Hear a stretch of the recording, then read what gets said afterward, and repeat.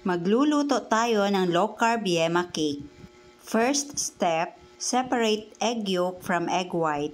If you like this video, please like and share and follow me for more low-carb recipes and health tips. Pagkatapos, chill po natin ang egg white. Ngayon, mix na po natin yung mga wet ingredients. Mag-add lang po tayo ng oil and all-purpose cream sa egg yolk. Add vanilla, then mix well to incorporate all the wet ingredients. At set aside po muna natin ito. Sa dry ingredients, maglalagay tayo ng coconut flour. Next, Cheddar's green dahan almond flour, green dahan lupin flour, green dahan baking powder, green dahan golden monk fruit erythritol. Mix well. Ngayon, ihalo na natin ang dry and wet ingredients. Then, mix using hand mixer or pwede din po whisker or pwede din kutsara. Pagkatapos, set aside muna natin ito. Ngayon, balikan natin ang egg white. Maglalagay lang tayo ng 1/2 teaspoon cream of tartar. Kapag makapal na po yung bubbles na form, gradually add sweetener. By the way, yung ginamit ko po pala na sweetener ay Cheddar's green dahan pure erythritol. Then add vanilla flavor. Whip until stiff peak.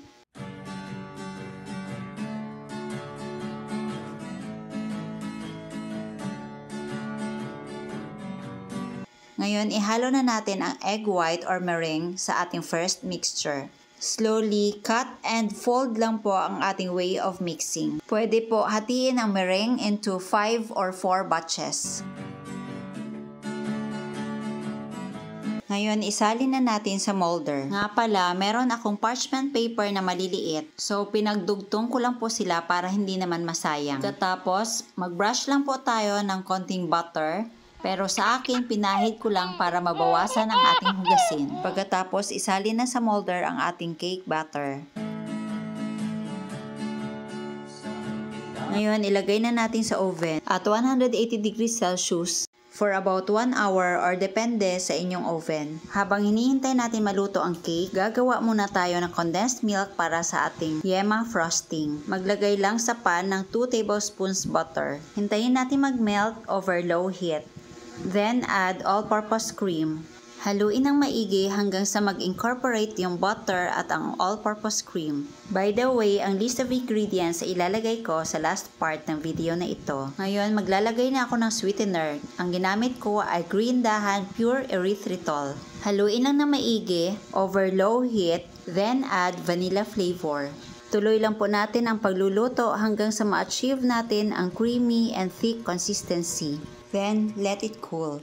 Dahil meron na tayong condensed milk, buuin na natin ang yema frosting. Sa isang mixing bowl, maglagay lang ng egg yolk. Itong egg yolk ay kasama ng egg white na ginawa kong spaghetti pasta.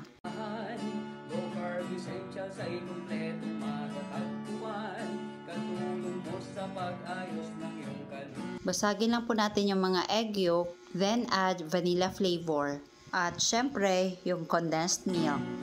Marami kang pagpipilian sa Mix well to incorporate all the ingredients. Ngayon, isalin na natin sa kawali. Take note, huwag po lutuin sa non-stick pan dahil may butter po ito at mag-fail po talaga ang ating mixture. Lutuin lang po natin ito over low heat until thick.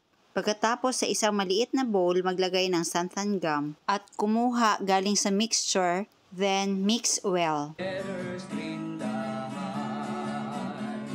Baking essentials, condiments, nuts and seeds, healthy oils, coconut products, superfoods, herbs and spices, low-carb breads, kakanin, at may sugar-free ulam pa. Happy ang pamimili sa Cheddar's Green Dahan! Dahan, low-carb essentials ay kumpletong matatagpuan. Katulong mo sa pag-ayos ng iyong kalusugan. Marami kang pagpipilian sa Cheddar's Green Dahan.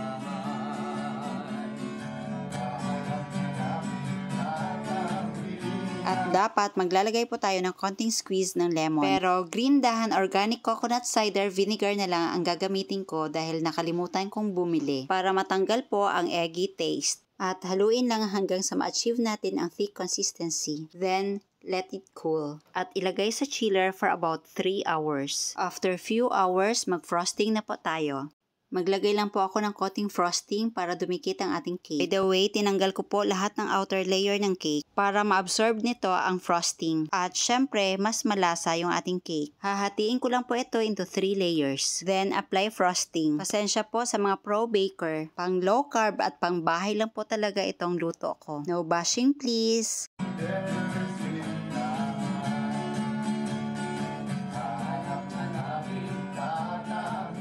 At since very common na ang paglagay ng grated cheese, ang ginawa ko naman ay cheese cubes.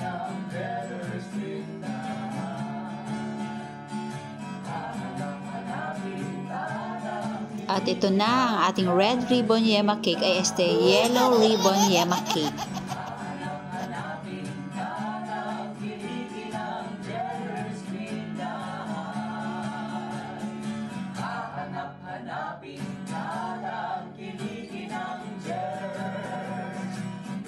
Tikman na natin.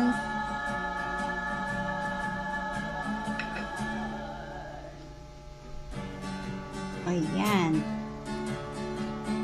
Cheesy at ang yema na flavor. Ayan. Ang sarap.